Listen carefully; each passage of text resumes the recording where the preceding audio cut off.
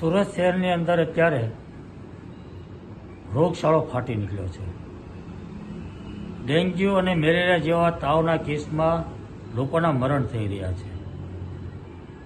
તંત્ર ક્યાંય ફિલ્ડમાં દેખાતું નથી, કોઈ અધિકારી ફિલ્ડમાં દેખાતું નથી, કોઈ કાર્યવાહી થતી નથી.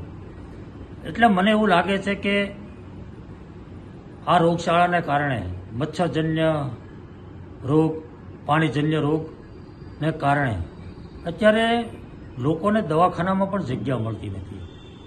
રક્તદાન કેન્દ્રોની અંદર લોહી પણ મળતું નથી. આવી ભયંકર પરિસ્થિતિમાં આરોગ્ય વિભાગની કોઈ જ કામગીરી ફિલ્ડ પર દેખાતી નથી. એટલે મને એવું લાગ્યું કે તંત્ર ઊંઘી રહ્યું છે, એને જગાડવાની જરૂર છે ને એટલા માટે મેં આ પત્ર લખ્યો છે. મને ખ્યાલ છે ત્યાં સુધી એક કેસ પણ જો ડેન્ગ્યુનો આવ્યો હોય ને તો તંત્ર દોડતું થઈ જતું હતું.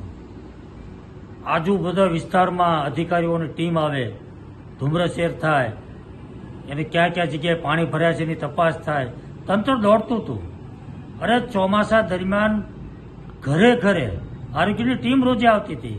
ઘરમાં કોઈને તાવ આવે છે, કોઈને મુશ્કેલી છે, કોઈને તકલીફ છે, રિપોર્ટ કરાવ્યા છે. જો કોઈને તાવ આવતો તો રિપોર્ટ કરાવતું હતું કોર્પોરેશન, એની દવા આપતું હતું. આ ચોમાસું પૂરું થવાયું મેં એક પણ અધિકારીને મારા ઘરે કે મારી સોસાયટીમાં મેં જોયું નથી. ફિલ્ડમાં મેં ક્યાંય અધિકારીને જોયા નથી. ને મને એવું લાગ્યું કે આટલો ભયંકર રોગચાળો છે અને છતાં પણ આરોગ્ય વિભાગ કામે નથી લાગ્યું. એટલા માટે મેં કમિશનરને ધ્યાન પર મૂકવા માટે મેં આ પત્ર લખ્યો છે.